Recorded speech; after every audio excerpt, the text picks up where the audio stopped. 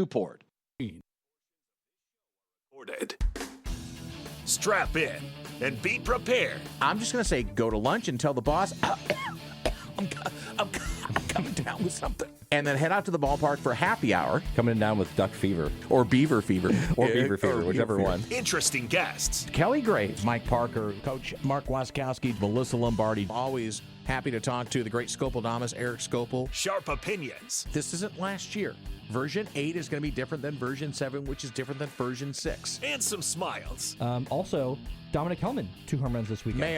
Mayo. Yeah, or Hellboy, either one. The other one. We're going to see which one sticks. We're going to ask him. Okay. It's Danny Havel. I had security on me, immediately.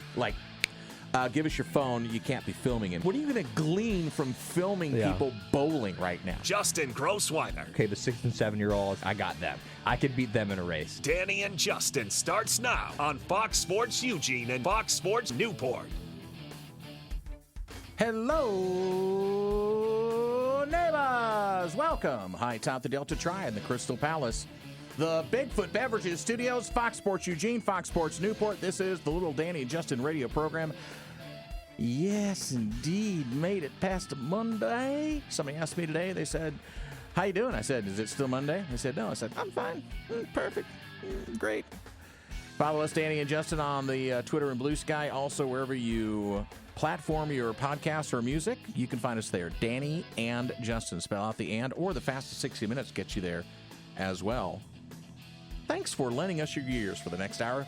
Packed show for you today. A twofer of guests. Travis Demers, the mayor of Rip City, will be joining us to talk all things Blazers. The Board of Governors had said yay to Tom Dundon purchasing the Blazers, so now that's kind of final. They said yes, so he's got the money in the bank. There we go.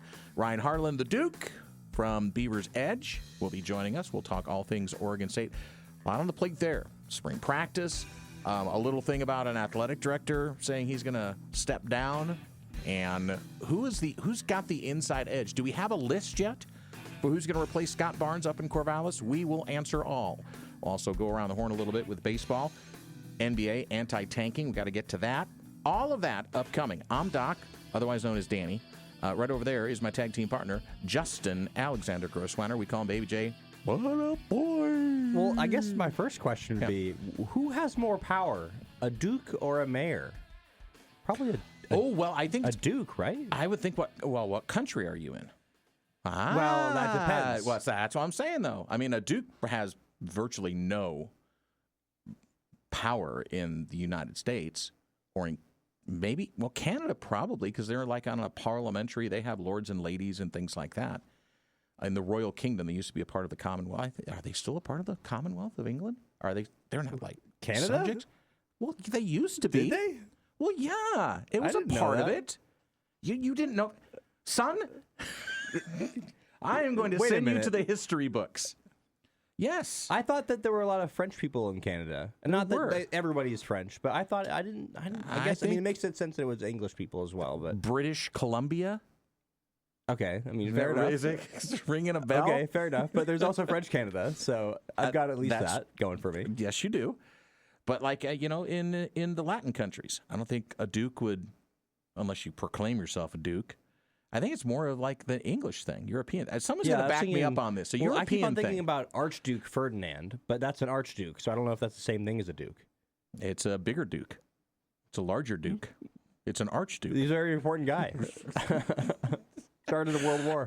I think that's an interesting question, and so maybe that's a debate for if we ever had a poll question. That would be a great poll question. Who's got more power, a mayor or a duke? And see what the fans say. By the way, the whole Monday thing, I've always found, and I love my job, so I don't count on this, but Tuesday's the worst day of the week for me. Why? Because I'm recharged after a weekend on Monday. And you have the Sunday scaries of just knowing you're going back to work. The Sunday scaries? You ever heard that before? I have never heard about that. It's when you're on Sunday. Do you ever have those moments where you think about, tomorrow I'm going to be at work? Yeah, but I have different words for it. It's not scaries. But you know what I'm talking about. You know I know that feeling. It's normally about actually 6 o'clock on Sunday night. It's I don't get to sleep in tomorrow morning. I got a 6:30 call. Right. I got to get ready. You still have time, but you have that weight over you. There's about that angst. Yeah, exactly. So to me, though, Tuesday, I'm not as refreshed after the weekend because I did a day on Monday.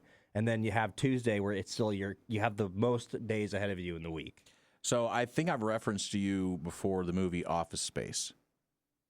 And you still haven't. Have you? You've watched Office Space? No, but it's iconic, so I know of it. Okay, well, and that's where the one gal will come in and say, "Oh, it looks like somebody's got a case of the Mondays." yeah. And he went back and he asked his, not his roommate, his next door neighbor, said, if somebody came up to you and said, like at his, because he was a blue collar guy, can somebody come up to you at your work site and said, "Oh, sounds like somebody's got a case of the Mondays. What would you do?" And he said, "Well, we'd probably kick their, you know what." You don't ever say anything like that. Well, no, heck no.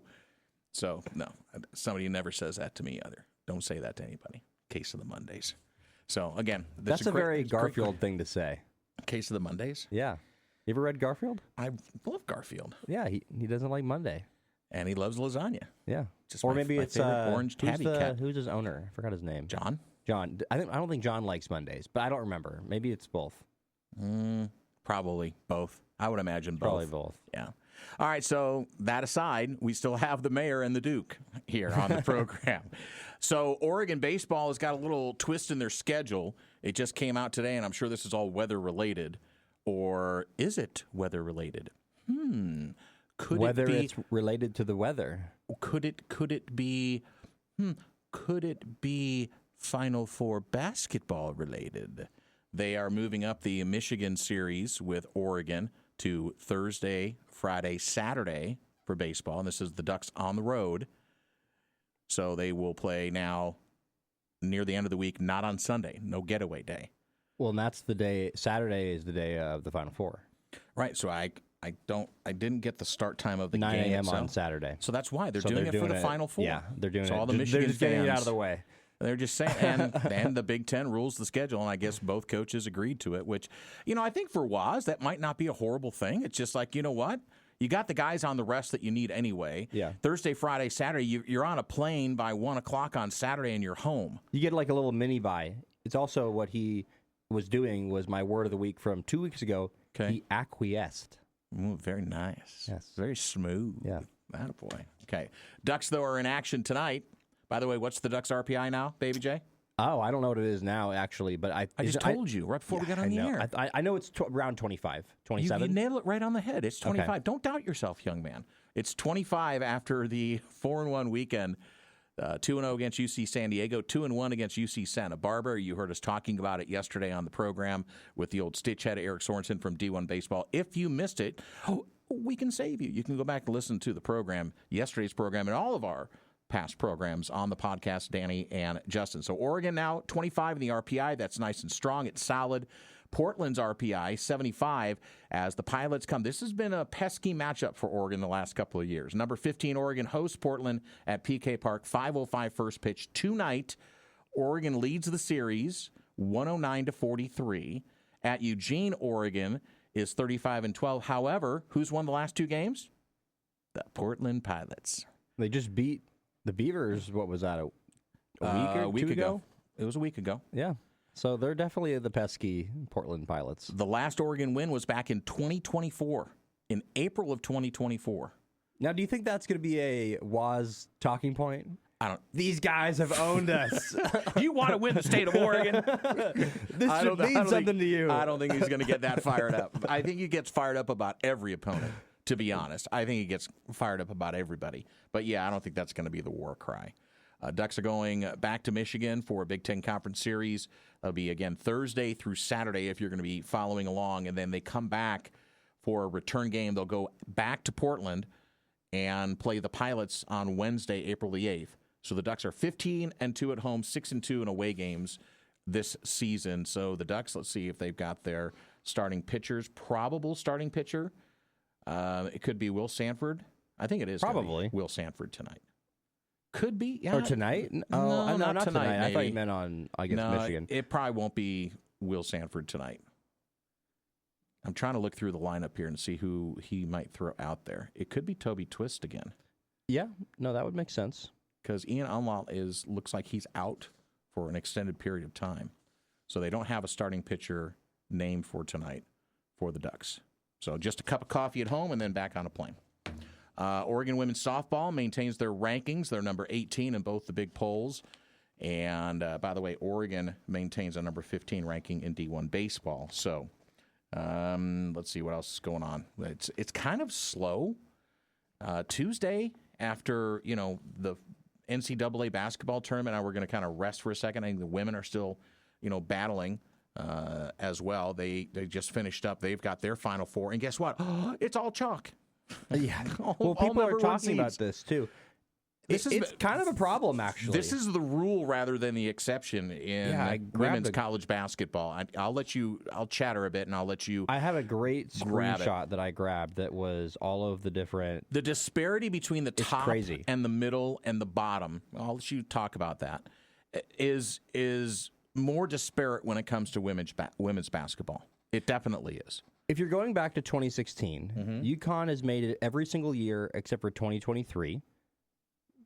They're a dynasty. They're getting all the top players next year, too. South Carolina has been there every year since 2021. Caitlin Clark obviously made it a couple times, but there's usually a couple teams that are kind of cycle through, but they kind of go a couple years in a row. Notre Dame makes it a couple years in a row. Stanford makes it a couple years in a row. Iowa makes it a couple years in a row. UCLA and we're talking about women's basketball here. If you're just tuning in to the Danny Justin Radio program, 2 years, it's been the same 4 teams. Well, but beyond that is the more of the point I was making is that those are all number 1 seeds, correct? And that's more of what it's more often chalk. The number 1 seeds in men's college basketball, I think it's happened. It happens once every decade, it seems, that all 4 number 1 seeds make it through to the Final Four. It happened a few years ago. Didn't it happen last year? Was it last year that it happened? I'm not 100% sure, but I know last year was crazy chalk. It does not happen very often, is more of my point. It happens more in women's basketball than it does in men's.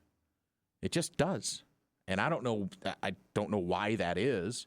Maybe it's because the rich have gotten richer, or the teams that can spend can keep spending. It's actually only happened twice in men's basketball. It did happen last year, and it happened in 2008 as well. Okay. So, and that's since we expanded the field as well. Let's make sure we understand that. Is that right? Because they really didn't have like the seeds or whatever that we're talking about. I mean, you remember the tournament was only like 30 or 32 teams not that many years ago. It was what? No, it's not in your lifetime, but in my lifetime. In my lifetime, it wasn't always 64 teams. Okay. When they expanded it to 64 teams, it was just like, oh my gosh. And that's when it really took off. And that's where TV revenues went crazy and all that. So my lifetime. Yes, in your lifetime, you've been lucky. You've had computers and cell phones as well. So you're a lucky, I remember lucky dial-up boy. Internet. With AOL, you get a little card. 100%. And if you were on the phone and somebody got on the phone while you were on the internet and disconnected you? Yeah, I used to have to ask my mom to stay off the phone to play Neopets, which you don't even probably know what that is. I have no idea what Neopets is. That's a 90s baby thing.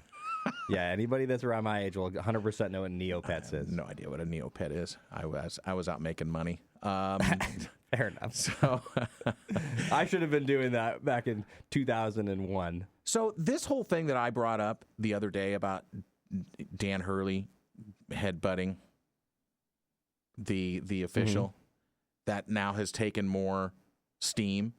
Did you hear Dan Patrick here on Fox Sports Radio this morning talking about there is a groundswell. Actually, there's 2 camps. One camp is Hurley should have gotten a technical. That's one camp. The second camp is the official was really restrained not giving Hurley a technical. Nobody said Hurley didn't deserve a technical. Right. Yeah, that's what I was hearing. That's kind of the take that I was hearing was that basically he totally deserved one, but good on the official for not doing it. He got one earlier in the season for doing less.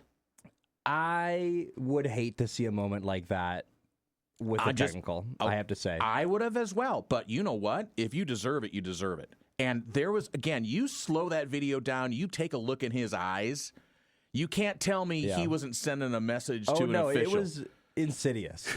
He gave him a look of, like, words we can't say on the air. Yeah, like, you really wanted to try and stop me? Well, how do you like me now? Yeah, no, I'm with you. I think that his behavior was not likable. I don't think that it did him any favors. I don't think people are going to look at that and go, you know what, I want to root for that team. He's a hell of a coach. He is a hell of a coach. And you got to take your hats off. He get every last ounce out of those guys. Every last ounce. But he is becoming kind of a villain. He is. I also think it's interesting, the idea of officials and referees, their feel for the game, right? I mean, we have soccer, football, beautiful game, up on our screen right now. Advantage is a thing where, obviously, in this case, it would obviously not be advantage to UConn with what could have happened with a call there. But I think there is something to be said about knowing the feel of the game and when there are moments that you should have a call like that really should make an impact on the game and when you shouldn't. And I probably lean toward the camp of, hey, he definitely deserved a technical there, but let's just not have that affect the game, because truly it really was just a look. And if there wasn't he made contact. I know he did, so... but the official also kind of walked up it. I think it was a little overrated. I think the official walked up into his space, and then he leaned into it. Like, he definitely leaned into it, and his look was not good. But I also just think, you know what? If there wasn't a camera on it, nobody would be talking about this today. It would have been a non-factor. It was kind of a nothing when it came down to it. It was a nothing burger, except for Let's make it about the game on the floor. And no, you didn't hear me say he should have gotten the technical. I said, he should have gotten the technical. But I am 100% in favor of, you can't let that decide what happened in the game, and that would have. It would have been tied, I guess, right? Yeah, the only way that we would say, the old adage of the ball don't lie, would have been the kid goes out there and makes one free throw, and then we go to overtime, and then we have another 5-minute period to decide the whole thing. That would have been better. Honestly, I would have been fine with that outcome. You know what I think? I think it's going to be a little less controversial because it's Duke. And I think people will just, any way that they can see Duke lose, people are going to be okay with it. Well, but listen, there's a lot of people don't like UConn either. That's true, including our next guest. and if you are outside of the UConn family, you're solely, I was going to say, there's only two camps. There are three camps. There's the camp that said he should have gotten the technical, they were restrained, and then the third camp is all the UConn fans that said, no, he was fine. He was just absolutely fine with what he did. He didn't do anything. He didn't do anything wrong. Mayor of Rip City, Travis Demers. Let's talk the Blazers. Let's talk anti-tanking. And the Blazers have new ownership for the first time in, goodness gracious, a generation. We'll be back with that with the Mayor of Rip City, Travis Demers, next on the Danny and Justin radio program. All right, let's get a little mellow. Okay. What is that music? I feel like you don't like this? No, I feel like I need to put my smoking jacket on, though, and it's Bobby light my pipe and put my legs up in my slippers. You're embarrassing me. No, that's what it sounds like. Thank God Travis can't hear it. Back on the Danny and Justin radio program here for a Tuesday. Let's head on over to the Oregon Man Clinic's hotline at 541-343-5673. Fox Sports Eugene, Fox Sports Newport. It is our good friend, the Mayor of Rip City, Travis Demers. Travis, you're going to have to go back and listen to the podcast to be able to hear that music. Yeah, I have no idea what you guys are talking about right now. I know. None whatsoever. But that's all right. Sometimes we don't either. I mean, that's for like 60% of the program is that. So, That's the story of my life, man.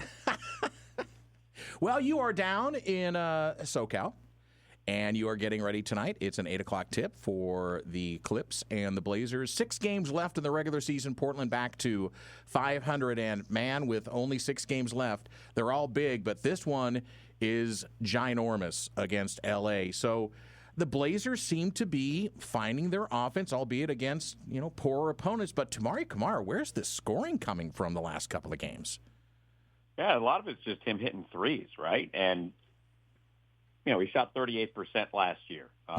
He's gone through some struggles where, like, the first 10 games or so of March, he was shooting under 30% from three. And then, he's sometimes it's just finding your shot, and I think that's what a lot of it is for him. He's not getting to the rim as much as he did in the past. He's not cutting and slashing as much as he did. It's just a matter of, finding his shot. And when he finds his shot, and this team is able to hit three-point shots, I know it's weird, but when they hit more shots, they're better. And when Toumani Camara is hitting more threes, that's a really good sign for this team. And tonight against the Clippers, I mean, this is a team that not only are there implications for the play-in terms of the standings, but, man, this is a Clippers team that has given the Blazers fits over the Kawhi Leonard era, And whenever he's been in, he's obviously been really good. But this guy, I mean, he's like John Wick coming into this season. Where has he been? He's had been dealing with all these injuries. But whenever he plays, he's unbelievable. And the Blazers feel like they have a really hard time, in particular with him. Yeah, the Blazers are 2-20 against the Clippers since Kawhi Leonard came to L.A. That's crazy. Not exactly. It's not good, right? And No. Yeah, he hasn't played in all of those games, but just the things that he does, he is so good at, obviously in isolation, but making something out of nothing. So when he is defended well, he can make a play. He looks so effortless out there because in a lot of ways it is, and he doesn't have to do a whole lot. And now, obviously, James Harden's not on the team anymore, but you add some pieces around him, and Benedict Mathurin has been unbelievable off the bench, and Darius Garland, who can take some of that weight off of him in the ISO, in a lot of different ways. It just makes him much more dangerous because you can't commit as much pressure to him. So they have really struggled since the 2019-20 season against the Clippers. It's been a huge challenge with Kawhi on the other side.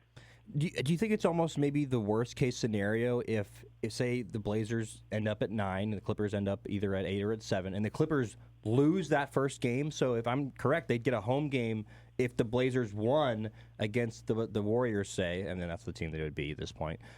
And then they'd play the Clippers in L.A. I mean, that's a tough ask. Yeah, I think if you're talking about this team making the playoffs, that's the worst case scenario. Yeah, because the Clippers have had their way with the Blazers. Now, the Blazers still have an opportunity here. If they win tonight and beat the Clippers at home next week, they have a great chance of being the 8th seed. But you have to win both games. If they lose one of the two games, they're not going to be the 8th seed. And that's one of the reasons why this game is so important because, this means everything for playoff positioning.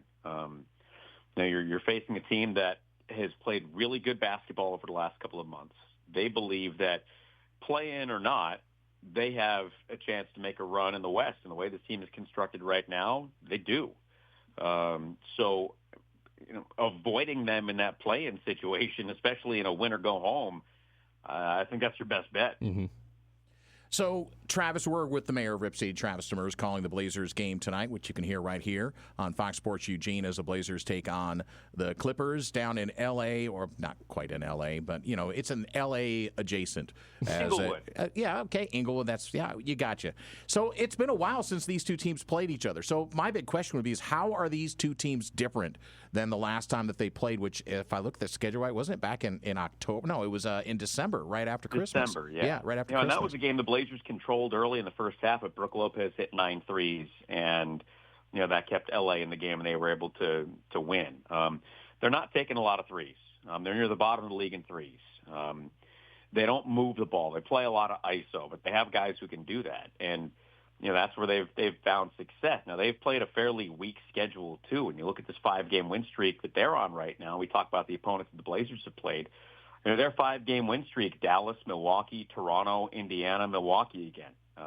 It's not exactly the most difficult schedule. Going forward, both teams are, playing fairly difficult schedules. But, the Clippers have taken care of business. And the Blazers really have, too. Since mid-December, they're, 12-1 against teams that are under 500, with the lone loss being that Dallas game.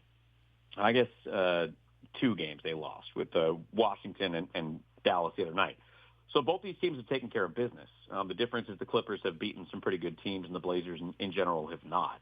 And the Clippers are built to do that. Having a guy like Kawhi, who's a closer who can take over, that goes a long way. But then, as I mentioned, you add some other guys, and the team is much more complete. The Blazers, they're different because the health has been so up and down. They didn't have Scoot Henderson or Matisse Thybulle in those matchups, but Shaedon Sharpe and Jeremy Grant are not available. So, a lot can happen over the course of a few months, and that's what we're looking at. And looking at two teams that are both different than what we saw in October and December when they played. All right, I'm going to ask this question as clearly as possible. I hope you can follow me along here. Strap in. So I think it's interesting with the Blazers, and probably their fans as much as anything, because the team is obviously going to want to win. The team wants to make the playoffs. I think there's a chance some fans are looking at the Blazers situation like, okay, top 14 protected pick in a really, really good draft. In terms of tangible assets, I could see how as a fan you'd sit there and go, well, I want to get that pick. It's a really good year. Next year they have Dame coming back. We can, going forward, have that last piece. But I also think there's something to be said about a team figuring out and learning how to win, especially the team with a lot of young players mixed with veterans that have been there and done that before. What do you think that, I guess, Blazer fans' mentality should be going into this play-in and potential playoffs with that in mind, in terms of just, I think there is something really valuable, whether it isn't tangible with getting in the playoffs and you do lose a pick, but there's something that's really important for this team in this specific moment about getting over the hump and learning how to win. Yeah, I agree with you on everything that you said. And in terms of what Blazers fans should be hopeful for, I think you go out and play and try your best to win. And one way or another, you're going to get something that helps you long term, whether that is the 14th pick or you move up in the lottery. I saw there's like a 7% chance that they move up into the top 4 in a draft that's loaded. But again, a draft that's loaded, doesn't necessarily mean anything. We've seen loaded drafts that 5 or 10 years later don't appear so loaded, and vice versa.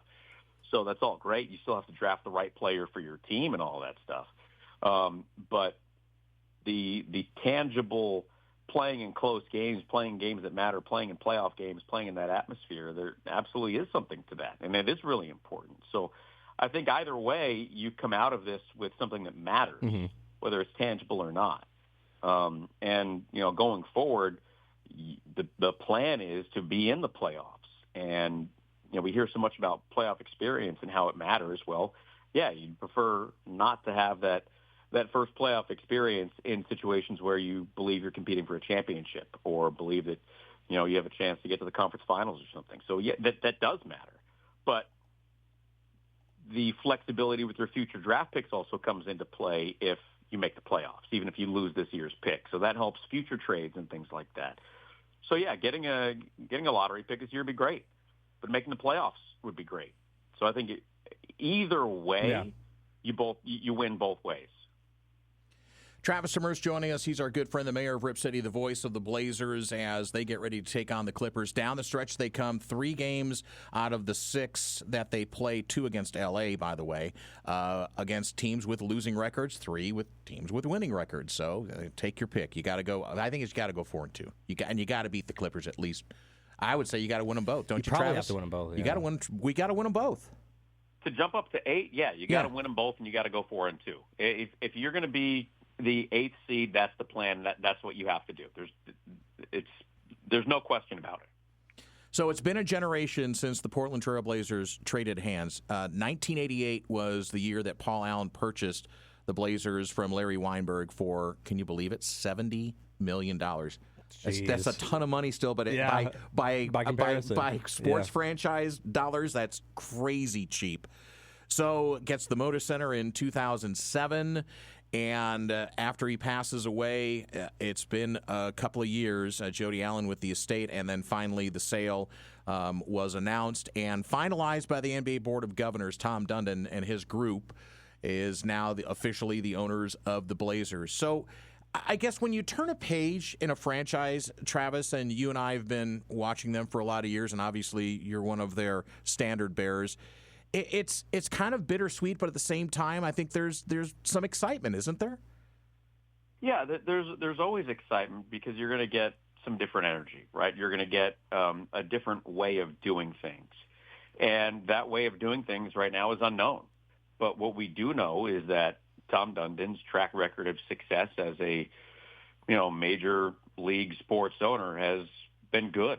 The Carolina Hurricanes have been one of the most successful teams in the regular season, certainly in his tenure. Right now they're tied for the most points in the NHL. They haven't gotten past the conference finals, which they've been there a few times, but they haven't gotten past that. They haven't been to the Stanley Cup finals, but that was a team that had a long history of struggles since they won the Cup in 2006, and now they've been one of the most consistent teams in the league. So you have that. How is he going to do with an NBA team? There's a lot of things that are structurally different with putting teams together. You go from a team that has, I don't even know how many players are on an NHL roster, but you have 15 to 18 on an NBA roster, and the salaries are different, the contracts are different. One player makes an impact in a much different way, but he has shown a track record to have a successful team on the ice or on the floor, and I think that is exciting. And this team has gone through a rebuild. It's unfortunately what you have to do in this league. And unfortunately for Jody Allen and Bert Gold, it came at a time where they were in charge. This also happened when Paul Allen was in charge. Right. People forget about that. That they went through a stretch that was just as rough of a rebuild as this one was, and that was the 2004, 2008-ish era. But knowing there is some new life, a new way of doing things, I think a lot of people are excited about that. Well, Travis, we love that you bring the energy every night for the Blazers. Win, lose, there are no draws. There are no ties in baseball, and there are no. Well, are there ties in baseball anymore? No, there are no ties in baseball. No. There's no ties in basketball. There are ties in football though, which sucks. So, Bad Monkey is our pick of the week for you to stream on Apple TV. Vince Vaughn is in the starring role as a detective. And I will say nothing more than that. And there is a monkey in. There is it like a chimp sidekick? No, it's not Turner and Hooch in a bad way. The monkey actually is the sidekick of a different person, different character in the show. But my wife and I are a few episodes in. Love it, absolutely love it. Just bananas. Nice. God. We needed That's a our rim dad shot joke for for the him. day. There we go. There we go. But have a great call tonight. We love you to death. Take care. Appreciate you guys. See you, Travis. See you. There he goes. The great Travis Demers, the mayor of Rip City. That was awesome. That's bananas. See, you know what? When you go out, that's a Costanza. You go out on a high note. You always leave them wanting more. That's called a Costanza? That's called a Costanza, or a mic drop, if you want to call it more literal way. All right, when we come back, the Duke. We had a mayor, and now we have a Duke. Ryan Harlan from Beavers Edge going to talk what's happening in Corvallis. What's the Brain Trust thinking to replace Scott Barnes? Spring football as well on the horizon for the Beavs. We'll talk it all next with Ryan Harlan on the Danny and Justin radio program. If you missed any of our interview with the great mayor of Rip City, Travis Demers, go back to the podcast. Danny and Justin, find us, subscribe, like us, and you will be blessed beyond measure. Thanks for tuning in live from the Bigfoot Beverages Studios on Fox Sports Eugene, Fox Sports Newport, broadcasting throughout the world on the interweb, that fancy thing, that fancy doohickey thingamabob deal that is in everybody's house. And on Alexa as well. You can say, listen to those guys. Does the music get the approval this time? That did. I'm just serious. Anybody who wants to listen back to the last, what we call bumper music, to get into the Travis Demers interview, it sounded like we were in this jazz soul club, or I was lounging with a Courvoisier and a cigar in my sitting room. It was good music. I'm glad I just got the approval just now. That's all I want. Approval. Let's head back over to the Oregon Man Clinics hotline at 541-343-5673. And again, with no reference whatsoever, let's bring out our good friend from Beavers Edge. It's Ryan Harlan. We call him the Duke. What up, buddy? Appreciate you guys having me on. Yeah, talking some baseball, right? I mean, midweek baseball game today, which I'll be at, and that's going to be some fun. So, especially with kind of how this team is finding stride now after kind of a shaky start to the year. Yeah, so Beavs this afternoon after a successful road trip, and then they come back home and pound on the Mercer Bears and sweep 3 from a team that came in with 21 wins. Now, Oregon State under Mitch Canham has over 20 wins on the season. RPI is always going to be the eyeball test that the NCAA tournament's going to take a look at, but up in the top 10 now for the first time in a little bit this season. Yeah, I mean, I know RPI is going to get really heavily weighted, but all things considered, with the fact that they haven't hardly played any home games so far. Home games, right. More so, yeah, more less home games, more road games, and we're kind of in the quarter part of, the season so far. Like, that's very impressive, and I think that's something that, you look at the rest of the schedule going forward, it's pretty favorable for them, right? Like, the games that, are remaining on that schedule, it's like, just win. Like, that's really what matters. Keep yourself in that conversation for hosting, because I think you'll get a better idea of where a lot of these other teams are at kind of in the back half of the season.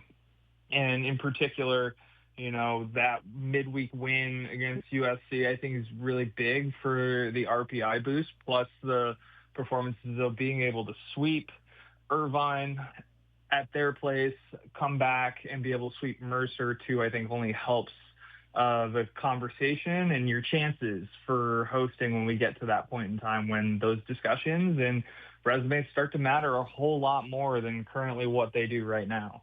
And like you were saying, really impressive win against USC last Tuesday. If you're a fan of matchups against former Pac-12 opponents, then it's a good day for you today as well at Goss Stadium, where Washington comes to town. And Washington, not necessarily the best of the Big Ten teams this year. I don't know what their RPI is. I think it's something in the triple digits, though. It is. It's not very good. But what do you think that last week, like you kind of talked about a little bit already, but that game against USC, really solid year so far for USC. They look like they're helping prop up the Big Ten, as is UCLA, and then to a slightly lesser extent, maybe Oregon. But this Washington team, I guess I would just going back to USC. I guess how much do you think that really helped them in the RPI, and just your perception of them because of the success USC's had so far this season, and the Beavers' schedule hasn't been necessarily like a murderer's row. Yeah, I would say the start of the year was more difficult for them in terms of the opponents and how their schedule played out. But that USC win, I think, does some help there a little bit, even though it's a midweek. I think going into that game too, I know a lot of people were kind of nervous because of the year that USC had, and which I get and I understand completely, especially from what their staff was having their ERA at before that midweek game against Oregon State. But if you look at their resume, at least for the USC side, I think it'll help them at least later on in the year, but I don't think USC is as strong as we're making them out to be, because the majority of their wins prior to at least the Oregon State midweek matchup were quad 4 teams, which it was like they were perfect 12-0 against quad 4 teams. And to me, I couldn't really tell like where exactly this USC team is at. I think they're really good, but I don't think they're necessarily otherworldly too at the same time. But a good win against a ranked opponent in a midweek, kind of a weird time with a 1 p.m. start time. I think it does a lot of good benefits for them, especially. I think that kind of gives you a nice little boost in kind of the eyes of a lot of voters out there, and then also too for the committee when it comes time for hosting. It's Ryan Harlan, the Duke from Beavers Ed, joining us as we talk all things Oregon State. Oregon State on the diamond, 21-5 on the season. Not going to really help their RPI today against Washington, as the Huskies come in at 12-15 under Eddie Smith in his 4th season. They're just 6-6 in the Big Ten. So we talked earlier in the week with, last week with Angie Machado about the whole Scott Barnes thing and, stepping aside. And we're not going to dive too far into it except for this, because we talked about Jamarcus Shepard, and we talked about Justin Joyner and maybe how that affects them. How do you think this upheaval affects a Mitch Canham, who has got himself established? And there's no question that he is the guy at Goss Stadium and to lead the Beaver baseball program. But a shift in management always brings some uncertainty. So how do you think this is being taken in the Beaver baseball range on Scott Barnes? In terms of, at least on the baseball side, I think it's just business as usual, to be quite honest with you. It's kind of similar to Scott Ruick with women's basketball. It's okay. Nothing really kind of changes. They have the support and everything that they need in terms of NIL funding, all that kind of things that you need to make a competitive roster. And I really don't think that there is necessarily a sense of unease or anything like that in terms of the vibe that I get with this whole change with Scott Barnes stepping down in August. I think baseball's in a good spot, and I really don't see anything unless otherwise, like it's, Canham deciding to go somewhere else, which I highly doubt he would ever do, because this is the coaching job that he wants. So I think they're in a good spot. I don't think they get really too much pressure kind of involved on them with Scott Barnes stepping down because of just the funding in particular that baseball gets from NIL boosters and everything like that. And you can also go that same route with Scott Ruick as well, too, because I know, at least on the women's basketball side, that they're basically able to keep everybody for next year, barring a couple losses due to playing time for players buried deep on their bench. So on the football side, the practice will resume the first, so no April Fools. You'll see some out on the field tomorrow. You'll just see some Oregon State football tomorrow. What are you looking forward to in this spring practice schedule, and what are you looking forward to seeing?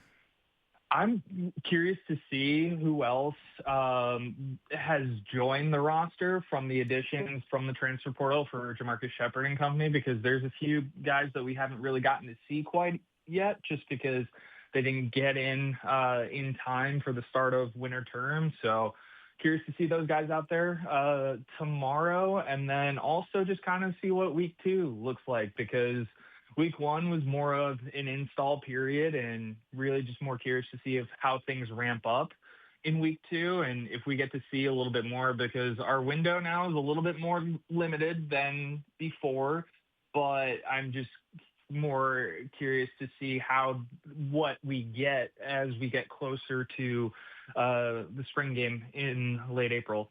You can follow him on Twitter at Ryan_Harlan7. He is no longer a career student at Oregon State, as he's graduated a couple of times now.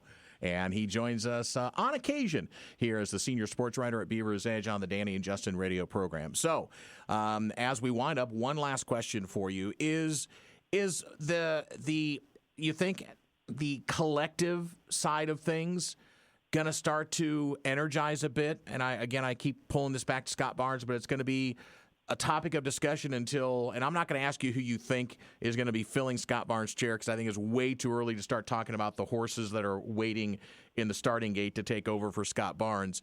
But I think for the Beaver fans, we talked about the coaches a little bit, and you said it very well, but what about the Beaver fans? Do you think there is a sigh of relief, and like now we can start trusting the folks in Corvallis again who are in the administration? I would say that there's a little bit of that kind of sense of relief.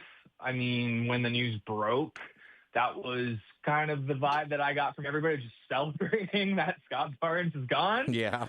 That was the general vibe that I got from the casual Oregon State fan. But also, I think everybody's now more at unease by who will fill Scott Barnes' shoes, because that's something where there's a little more sense of urgency to hire the right person in that AD position, because that's kind of the conversation that we have for head coach for the football program.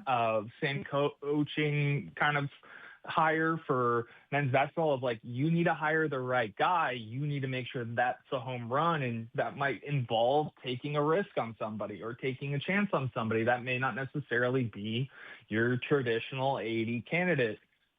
Those kind of things I think are more the worry now. And from my own personal view, I'm more curious as to what was the final straw that Murphy decided, okay, we can, have this conversation and move on from Scott and let him step down and have his exit before taking the senior role and then going and retiring and having somebody else lead the charge in this newly rebuilt Pac-12 in 2026, because I'm more of under the whole, I'm just wondering what it was finally with the noise growing so loud the way that it was. But that's just more of how I view that situation than anything else. But I think now it's just more of the concern of who do you hire, and is that hire going to be a home run and a good hire right off the bat? All right, Duke, thank you always for your insight. Happy trails. Go watch that football, and we'll report back with us, okay? Will do. Thank you guys for having me on, as always. You bet, buddy. There he goes, the great Ryan Harlan. You can listen to him on the Beavers Ed podcast as well with Brendan Slaughter. I think the last one that they've got out is they're starting to break down Oregon State football.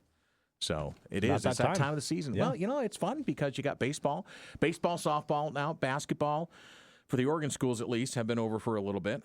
But sadly, I mean, we'd love to be talking about it in the Final Four. I mean, one of these days, maybe we will. But, spring football, and for the Ducks as well, they'll wind things back up. We're going to have, I think we're going to have Drew Maringer and Dan Lanning and such at the O Club lunch that we're going to have on Monday up at Autzen Stadium. So nice. you might want to come by. You can't bring your recorder, though. Okay. This is a super secret meeting just I'll for club bring me, members. myself, and I. All three of you? Yes. All right, beautiful. All right, so later on in the week, Goose is going to be sitting in my chair. I am going to be in Bend for Thursday and Friday, so I'm not going to be here. I'll be here tomorrow. Play musical chairs? If you want. I mean, you did it to me last week, but I'm not going to be sick. I'm going to be working.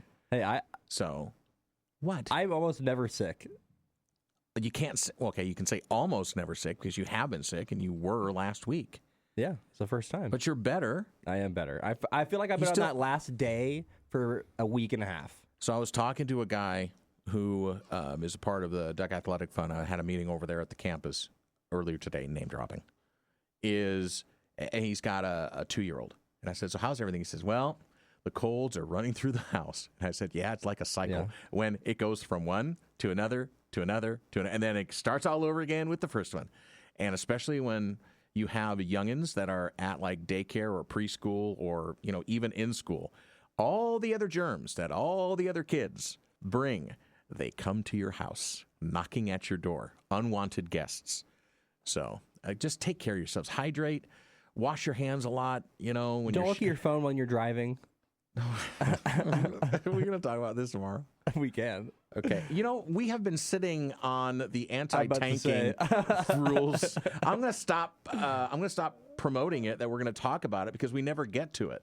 I mean, we had 2 guests today, so we had to kind of. I wanted to talk to Travis Demers about it. In fact, I asked him if he wanted to talk about it, and he said yes, because the NBA has come out with 3 new comprehensive anti-tanking concepts from the Board of Governors. We'll talk about it tomorrow, maybe.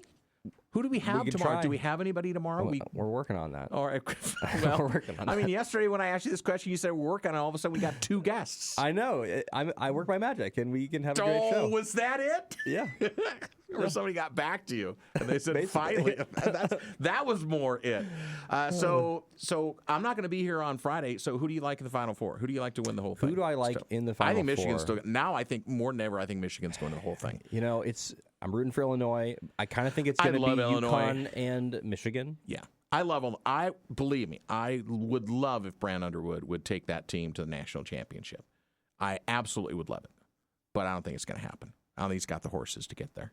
He's close, but I don't think he's going to get there. Yeah. I feel good about looking at Illinois, because I think that's a team that I see that as a team that Oregon, there's a blueprint there. If Oregon wants to build a team, I think they need to look at what Illinois has been doing. I talked about this with Goose a few weeks ago, and then here they are in the Final Four.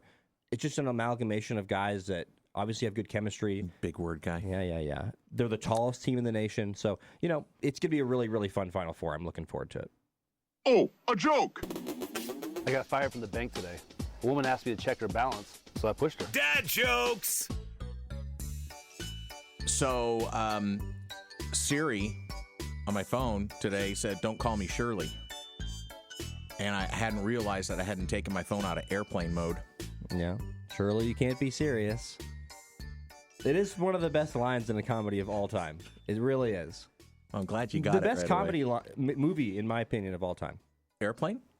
I think so. I think that's what I would say. I mean, joke after joke after joke, just one after another. And it doesn't matter if one of them doesn't land, because they've got 3 more for you. All right, tomorrow on the program, your guess is as good as ours. So tell you what, in 23 hours and 4 minutes, why don't you come join us and we'll all find out together. How about that? Follow us on Twitter and Blue Sky, Danny and Justin. For Baby J, I'm Doc. Thanks for lending us your ears. God bless. Be well. Put a smile on your face. Someone else's. They deserve it. So do you. Peace.